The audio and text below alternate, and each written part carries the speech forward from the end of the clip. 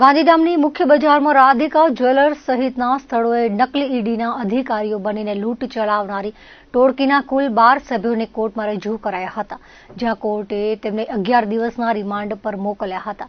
પકડાયેલી ટોળકીમાં ભરત Morvadiya, Devayat Khachar, Abdul Sattar, Ishaq માંજોઠી, Hitesh છત્રભુજ Thakkar, Vinod Chudasama, ઇયુઝિન David, Ashish Mishra, Chandraraj Nair, Ajay Dubey, Amit Mehta, railway કર્મચારી શૈલેન્દ્ર અનિલ દેસાઈ અને નિશા અમિત મહેતાને સાથે રાખી પોલીસે આરોપીઓ સાથે ઘટના સ્થળે જઈને રિકન્સ્ટ્રક્શન કરાવ્યું, જેમાં જ્વેલર્સ દુકાનમાં કોણ હતું અને ઘરના મકાનમાં મહિલા અને તેના સાથી કેવી રીતે પહોંચ્યા તે તમામ વિગતો મેળવી.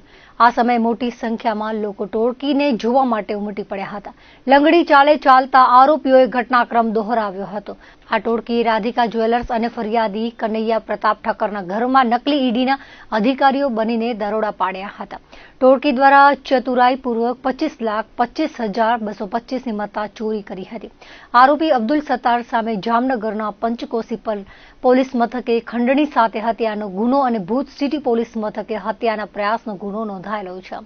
હવે તપાસમાં આ ટોળકી અન્ય શહેરોમાં પણ આવા કૃત્યો અંજામ આપ્યા છે કે કેમ તેની જાણકારી મેળવાઈ રહી છે. પોલીસે વધુ તપાસ માટે કોર્ટમાં 14 દિવસના રિમાન્ડની માંગ કરી હતી.